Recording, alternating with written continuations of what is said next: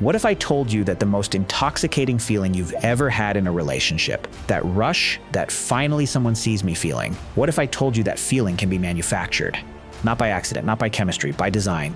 There is a manipulation tactic so sophisticated, so perfectly calibrated to the human brain, that millions of people fall for it every single day, and most of them never even know it happened. They don't call it manipulation. They call it falling in love. It's called love bombing. And in today's episode of Never Heard About, we are going to take it apart completely, what it is. Why your brain literally cannot tell the difference between love bombing and real love at first. How to recognize it in real time. And most importantly, how to protect yourself. Because once you understand what love bombing actually is, you can never be fully fooled by it again.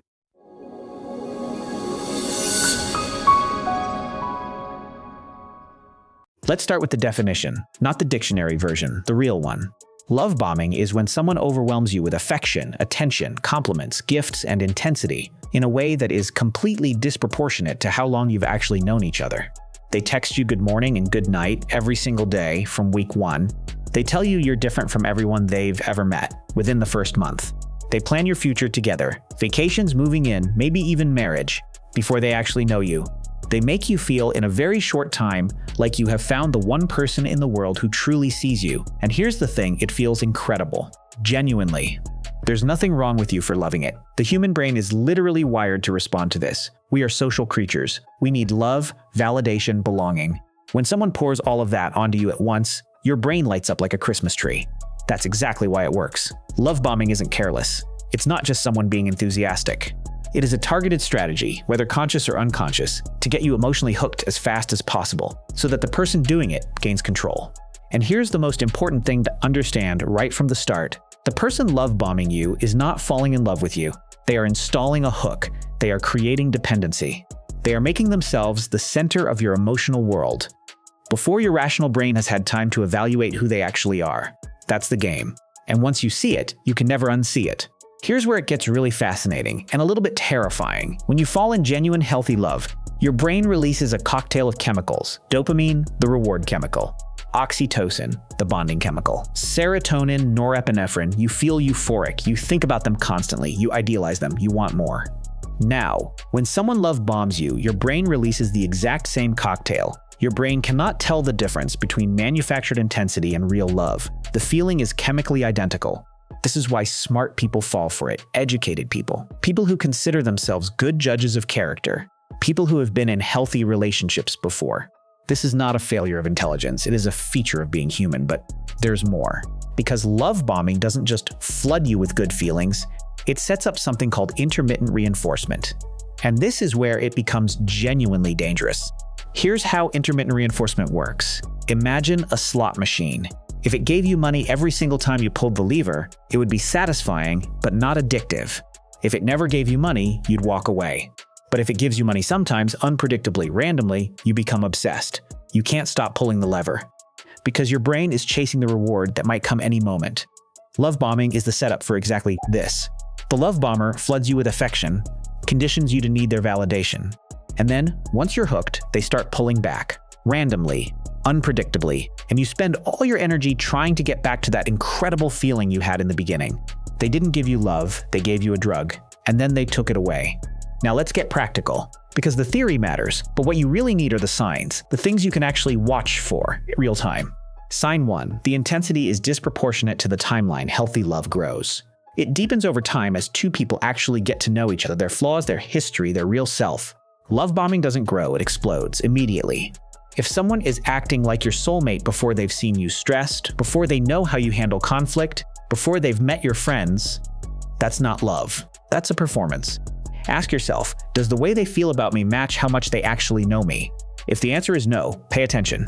Sign 2. Future faking love bombers talk about the future. Big, detailed, specific future plans very early on. Moving in together, meeting the family, holidays planned 6 months from now, marriage.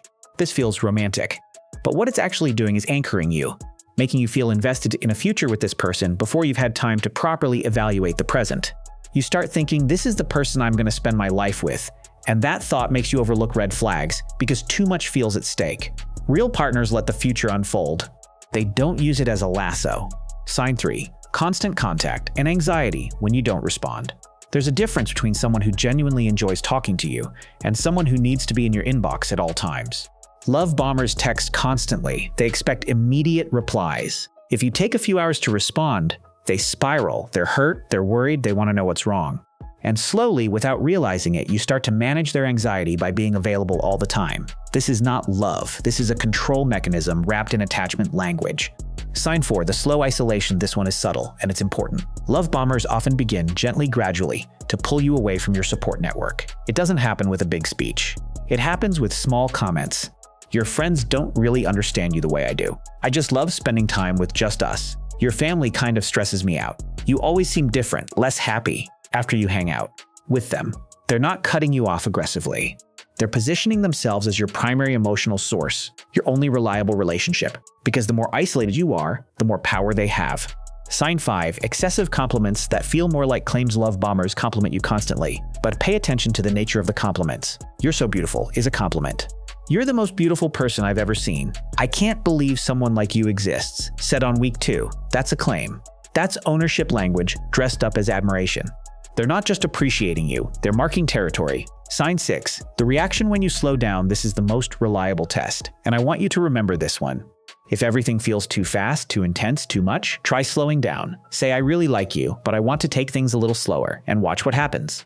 A person who genuinely cares about you will say, of course, whatever you need. They might be a little disappointed, but they'll respect it. A love bomber will not. They'll be hurt, wounded, maybe angry. They'll say you don't trust them, you're playing games, you're pulling away. They'll make your completely reasonable request into evidence that you're hurting them.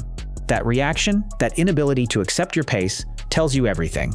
Love bombing is never the whole story. It is always phase 1, because the purpose of love bombing is to get you attached. Once that attachment is established, once you are emotionally dependent on this person, once you have built your sense of self around the relationship, once the idea of losing them genuinely frightens you, the love bombing stops. And what comes next is devaluation. The same person who made you feel like the most special human on earth now criticizes you, pulls back, is cold where they were once warm, makes you feel like you're always doing something wrong, but you can never quite figure out what. And here's the genius, the evil genius of the cycle. Because you experienced such intense love in the beginning, you spend the devaluation phase trying to get back there, trying to figure out what you did wrong, trying to be better, more available, more perfect, to get back to the way things were. The way things were wasn't real. That's what love bombing does. It creates a false baseline, a best version of the relationship that never actually existed, but that you spend enormous energy chasing. And then comes the discard, when the love bomber either ends the relationship or checks out entirely. Sometimes followed by hoovering, which we covered in the last episode, where they come back with a new wave of love bombing to rehook you. It's a cycle, and every stage of it was built on the foundation of that very first manufactured rush. Love bombing is called what it is for a reason, because it uses love, your need for it, your capacity for it, your hope for it, as a weapon against you. But now you know what it looks like.